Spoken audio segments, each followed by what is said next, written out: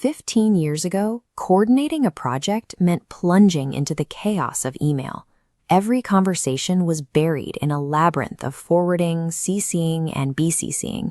It was an unscalable system, and collaboration within it was a nightmare. In 2012, an elite engineering team at TinySpec watched their flagship video game die. They had burned through their funding, and the project was a creative and financial failure. But inside the wreckage, something was still breathing. To build the game, the developers had engineered their own internal messaging tool just to help the team collaborate. This accidental tool solved the exact problem email created. It provided threaded conversations and instant synchronization across the entire team. Because Slack began as an internal tool, it had a unique advantage.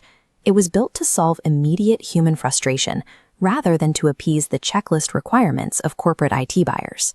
This chart shows Slack's financial trajectory. In 8 months, they hit a $1.1 billion valuation without hiring a sales team. Adoption spread organically among managers who expensed the software. It was a grassroots movement, bypassing the executive suite entirely. Within a few years, Slack achieved absolute dominance in Silicon Valley, becoming the essential tool for the era's most prominent startups. The product was a boutique tool, customized specifically for the comfort and intuition of the person at the keyboard. Slack believed that winning the user experience war meant they had won the industry. They focused so heavily on the product that they ignored the looming architecture of the wider corporate landscape. Microsoft soon took notice of the threat. They held massive capital reserves and already owned a major communication asset, Skype. Microsoft hit a technical wall: legacy tech debt. Skype was trapped by layers of ancient, undocumented spaghetti code that prevented it from evolving into a modern competitor. So, Microsoft cut Skype entirely and engineered a new framework from the ground up, Microsoft Teams. Rewriting a core communication architecture from scratch was a massive commitment. For Microsoft, Slack was a direct threat to their enterprise dominance. While Slack prioritized app integrations and custom emojis, Microsoft focused the engineering of Teams on industrial-grade enterprise requirements. The consequences of that focus became clear when massive clients like Uber eventually defected from Slack. These side-by-side columns show the difference in security standards.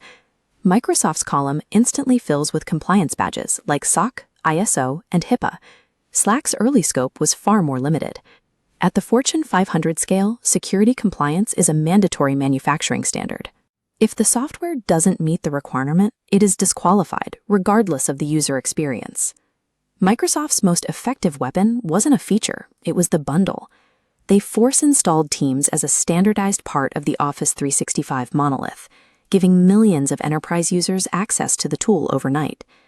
IT managers were faced with undeniable math. It is impossible to justify paying a premium for a boutique tool when a functional equivalent is free and already integrated into the corporate contract. Microsoft focused the engineering of Teams on the requirements of heads of IT and executives, ignoring the preferences of the average end user. Slack was caught in an ecosystem trap.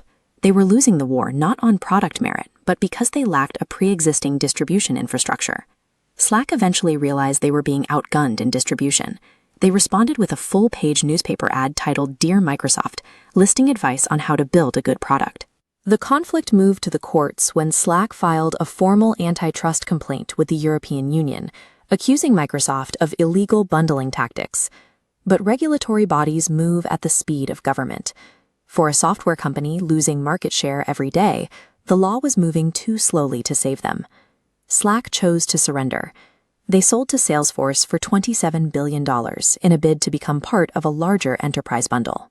Slack's capitulation and sale demonstrated that isolated software applications can no longer survive against integrated tech giants on the strength of their code alone. Years later, the EU finally forced Microsoft to unbundle Teams globally. This chart shows the permanent market damage.